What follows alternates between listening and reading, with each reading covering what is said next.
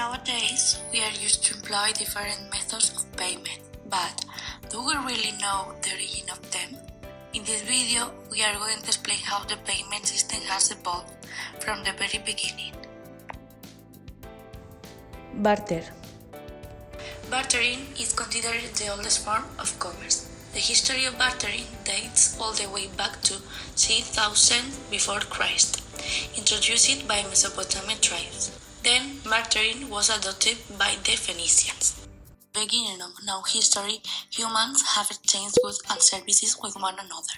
The Phoenicians bartered goods to those located in various other cities across oceans. Traditionally, bartering systems were used within the local community, but advances in technology and transportation make it possible for modern society to barter on a global level. For example, homes can now be exchanged when people are traveling. Coins. Barter as a payment method lasted until the first developed civilizations emerged, when a means of payment was sought that could be adjusted to the cost of its product and its service. In the 7th century before Christ, the Greeks introduced coins. They were made of precious metals like gold, silver, and bronze, so their value had a real correspondence, depending on the weight and the metal from which they were made.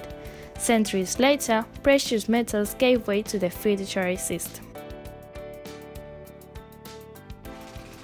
Banknotes. The first non-paper money has its origin in China at the beginning of the 7th century, but it was until the late 15th century when it was introduced to Europe in Switzerland, and its use quickly became popular as it was much more comfortable to wear. A banknote is a type of negotiable promissory note made by a bank payable to the bearer on demand. In Europe, the European Central Bank approves the volume of banknotes to be issued, while the actual put into circulation is carried out by the national central banks. Credit card. Whether you are buying a pizza, a phone, or a purse, a credit card allows you to borrow money from a bank to make purchases.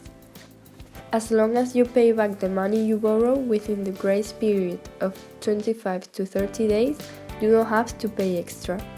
If you don't pay it back in that time period, you will have to pay interest, a percentage of the money you owe to the bank, on top of what you borrowed.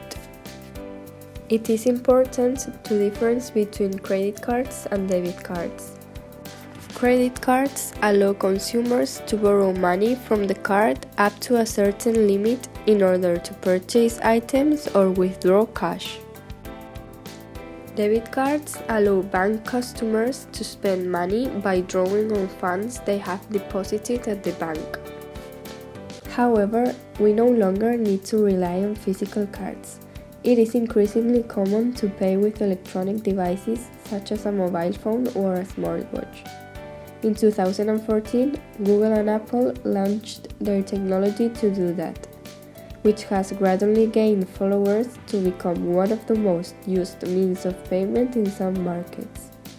In China, 83% of smartphone users use WeChat. Bitcoins. Bitcoin is a virtual currency, independent and decentralized, since it is not controlled by any state, financial institution, bank, or company. There are approximately 20 million Bitcoin users in the world, most of them in large capital cities. The term Bitcoin originated in 2009, when it was created by Satoshi Nakamoto, who created it with the aim of being used to make purchases only through the internet. Initially, people used objects such as gold, silver to pay for goods and services. Eventually, paper money and coins replaced the physical assets, and now means of payment are based not on paper but on intangible material.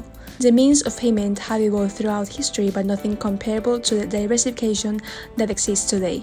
Nowadays, payment industry is going through deep changes alongside with customers' behaviors and new technologies. So, what will come next?